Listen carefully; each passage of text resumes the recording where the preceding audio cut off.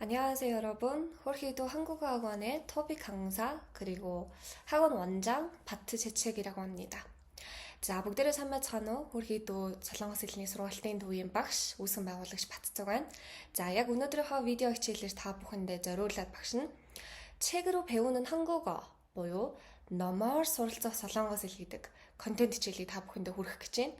За яг энэ хичээлийг одоо хийхээр болж байгаа шалтгааныг танилцуулъя гэвэл ерөөхдөө манай YouTube сувгийг маань мэддэг, Instagram хаягийг маань мэддэг. За мөн багшаа YouTube сувгийг мэддэг сурагчид маань бол маш сайн надаар хэлүүлдэггүй мэдж байгаа байх. За миний хувьд болохоор Монголда солонгос хэлийг 100% эзэмшээд топик 6 оноогоо аваад 2023 он солонгос руу засгийн газрын тэтгэлгээр сүүлийн сургуульд боловсролын удирдлага мэргэжлэр элсэж ороод яг саяхан хонхны 2 аягээд буцаад Монголдо ирсэн мэргэжлийн орчуулагч багш болон боловсрол судлал мэргэжилтэй одоо багш байгаа.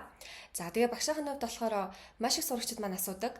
Яаж яг Монголдо 100% бэлдэж ингэж одоо солонгос явж чадваа, засгийн газрын тэтгэлэг тэнцэж чадваа гэдэг ч юм уу иймэрхүү асуултууд нэлээд тогтмол орж ирдэг болохоор энэнд хариулъя гэж бодоод мөн ерөнхийдөө яг нөгөө хөрхий дүүгийн маань цахим сургалтанд өнгөрсөн 3 жилийн турш багшаага солонгост байхад хамрагдажсэн сурагчид маань бол нэлээд мэдж байгаа. Бид номоор дамжуулж сурах юм бол илүү академик төвшин солонгос хэлийг төгс эзэмшихэд нэлээд ойртдгоо гэж багш нь ерөөхдөө нэлээд санал болгодог. Тэр яг энэ сурагчдаас маань гадна биднийг одоо сошиал дээр дагж байгаа, YouTube-ийг маань дагж байгаа бүх дагагч нар тэгээ солонгосыг сурж байгаа хүмүүстээ зориулаад яг энэ бичлэг хичээлүүдийг тогтмол хүргэе гэж бодсон байгаа. Тэгэхээр яг энэ нөгөө Монголдо топ 6 оноогоо аваад явхад маань бол хамгийн гол төлхөөц одоо байсан одоо хичээл хийсэн аргуудын маань нэг гэх юм бол яхаа аргагүй ном уншсан арга маань байгаа. Тэгэхээр одоо солонгос хэл дээр бичигдэж байгаа уран зохиолын, романтик төрлийн, скол хувь хүний хөгжилтэй холбоотой, бүр цаашлаад улс төр эдийн засагч байд юм уу те. Иймэрхүү салбар шинжлэх ухаануудын номыг багш нь маш их тогтмол уншдаг байсан. Тэгээд ингэж ном уншсан маань бас нөгөө яг мастер хийж авах хугацаанд судалгааны ажил бичгээд судалгааны ажил дипломо одоо танилцуулахад байдаг ч юм уу те. Надад үнэхээр хэрэг болсон арга байсан байх шүү гэдэг мэдрэмжийг би маш их авсан. Тэгэхээр яг нөгөө солонгост академик төвшин суралцах гэж байгаа, илүү чанартай, маш сайн боловсролыг эзэмших гэсэн зорилгоор солонгос явах гэж байгаа. Солонгос хэл сурах гэж байгаа сурагчид маань л энэ хөтөлбөрүүдэд маань яг энэ бичлэг хөтөлбөрт маань өн төлбөр хөрж байгаа хөтөлбөрт маань тогтмол бүгдээрээ орж иж хамрагдаад багштайгаа хамт номнуудаа уншаад яваарай гэж хүсье. Тэгээд надад үр дүнтэй байсан яг би өөрөө уншиж үзээд та хэдтэй санал болгоё гэж хүссэн номнуудаа багш нь та хэдтэй бүгдээрингийн 7 хоногоор танилцуулаад явна. Тэгэхээр яг огт мэдхгүй нэг рандом ном биш те багш нь өөрөө уншиж хахад надад гоёс уучраас та хэдтэй санал болгож байгаа. Тэгэхээр бүгдээрээ энэхүү бичлэгээ маань хадгалж аваад бусдад түгээгээд лайк дараад тэгээд өнөөдрийнхөө хичээлдээ хамт байгаарай гэж хүсэж байна. Ингээд яг өнөөдрийн миний багшаахан сонгосон номны хувьд бол миний слайдын артлын хэсэг дээр харагдаж байгаа. 모든 순간이 너였다. бүхий л цаг мөч бол чи байсан. Бүхий л цаг мөчөд чи байсан.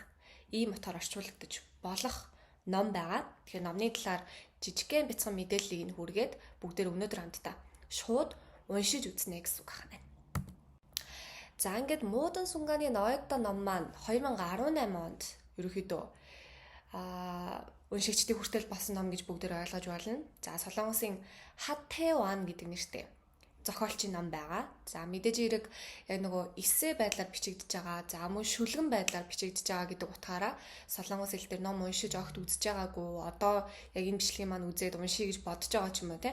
Тиймэрхүү сурагчид байх юм бол маш тохиромжтой ном гэж хэлж болно. Дээрэс нь K-драма дуртай. Ерөөдөө юм нэг солонгос хэлийг илүү юм романтик байдлаар хүлээж авдаг сурагч нар маань байдаг. K-драма үздэг. Солонгос гоё дуунууд орчуул сонсдог ч юм уу те.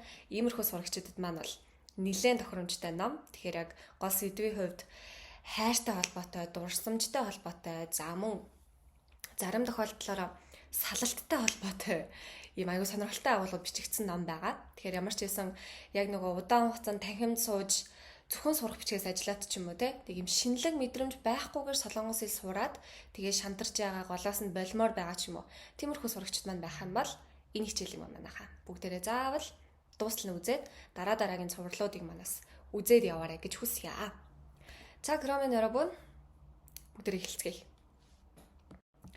За өнөөдөр багш нь яг хамгийн ихнийхэн бүлэг сэдвийг авч ирсэн байгаа. Тэгэхээр та хэдтэй зөвхөн уншиж танилцуулна. Тэгэхээр энийг уншаад илүү таалагдсан, өгнүүд нь таалагдсан сурагчид маань байх юм бол орчуулж үзээд бүгдээрээ комент зэг дээр үлдээх юм бол бид эндээс харж агаад гоё зөвлөгөөг нь хүргэж болно. Энийг ингэж орчуулаарай гэдэг ч юм уу. Тэгэхээр ямар ч байсан багш нь өнөөдрийн хичээл дээр бол зөвхөн уншиж өгөөд үлдсэн гэрийн даалгаврыг та хэд маань гэртээ хийнэ гэсэн үг байна. За ингээд эхнээс нь бүгдээрээ нүдэн уншлага манайхаа хийгээд аваарай. Нүдэн уншлага гэдгийг хөөрхөн идэвхтэй маань сурагчид маань мэдж байгаа. Багшаагаа ярьж явах хугацаанд давхар унших ёстой л гэсэн үг байна. За эхэлцгээе.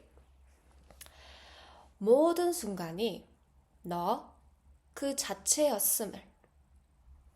나는 내가 행복했으면 좋겠고, 눈물은 조금만 흘렸으면 좋겠고, 적당히 여유로웠으면 좋겠고, 행복한 사랑을 했으면 좋겠고.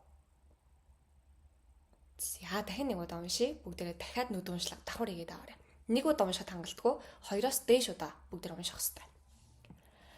모든 순간이 너 그 자체였음을.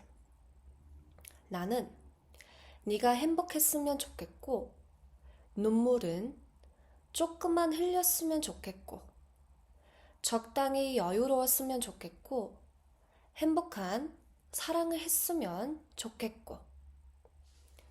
야리스로 날아두지. 더 이상 무너지지 않았으면 좋겠어.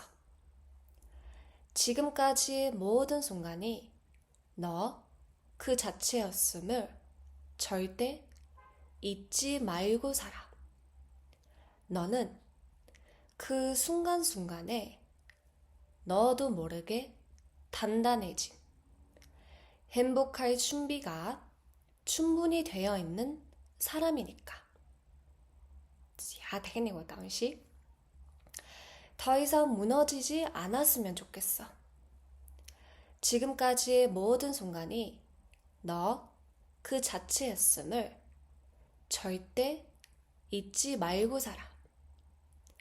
너는 그 순간순간에 너도 모르게 단단해진, 행복할 준비가 충분히 되어 있는 사람이니까. За энэ нөгөө топик 3 дугаар түвшин, топик 2 дугаар түвшний маань сурагчид бол ерөнхийд нь 50% ч юм уу те 60% нь бүгдээр ойлгож байгаа ах гэж найдаж байна.